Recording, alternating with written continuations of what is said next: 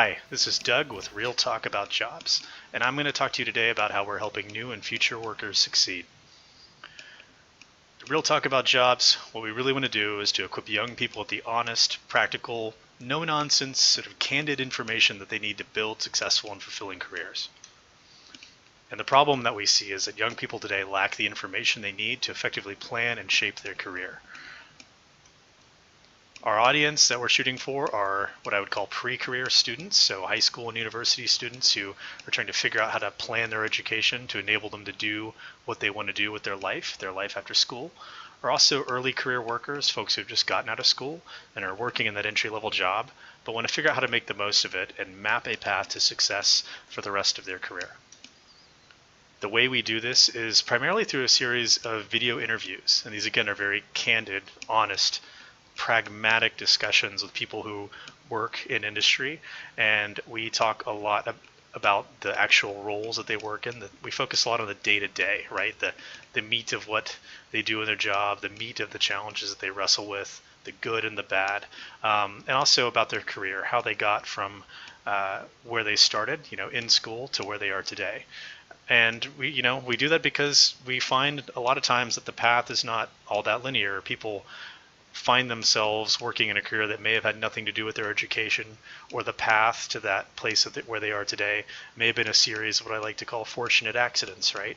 And this is not the kind of stuff that you're prepared for in school, and we want to talk about that stuff and make sure today's young people understand the way the real world works. We also will write blog articles that touch on a lot of topics or expand on topics that we might have uncovered during the interviews. And of course, through social media, we promote these interviews and articles and engage with our audience. Again, we really want to cover the real talk, right? The real meat, the kind of stuff that you're not going to hear from a career counselor in your university, or the kind of stuff that you're not going to readily find available on LinkedIn or a job search site, right? We want to talk about the ups and downs, what's good about a role, or a particular industry or a particular career path. What's bad, right? What kind of work-life balance issues do people wrestle with? What sort of people challenges do people encounter in their roles?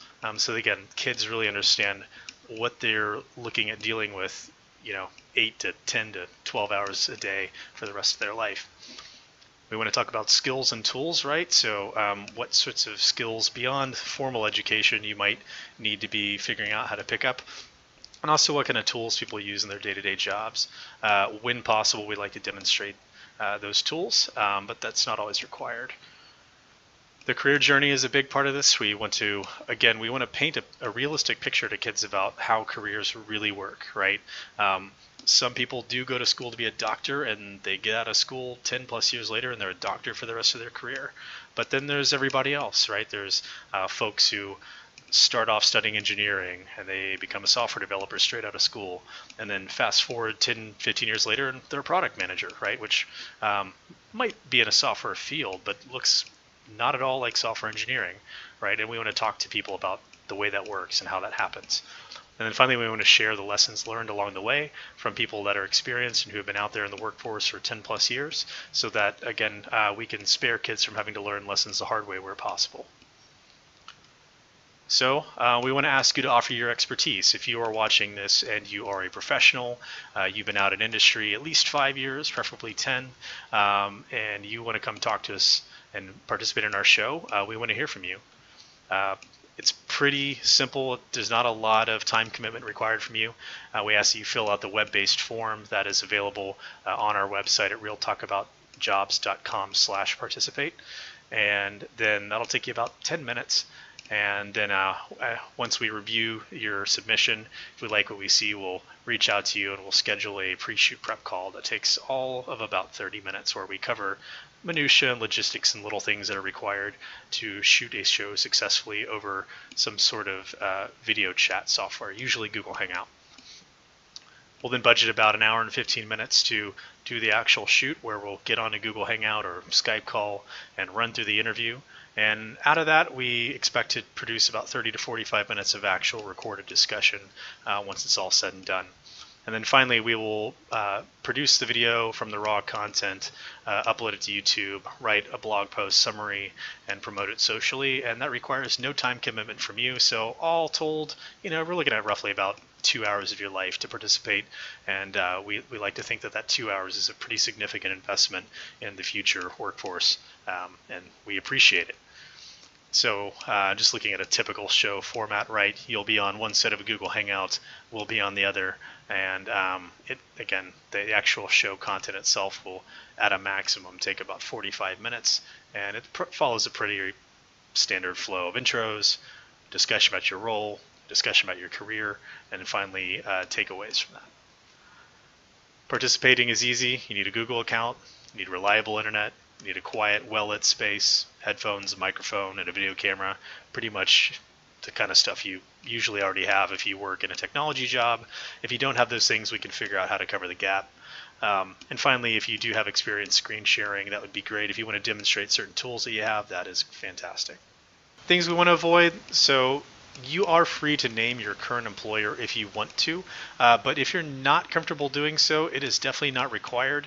Lots of different companies have different policies around participation with media, right? And look, we're just a YouTube show, we're nothing fancy, but I still think we qualify as media when it comes to your employer's policies, so you'll want to be aware of that if you choose to name your company.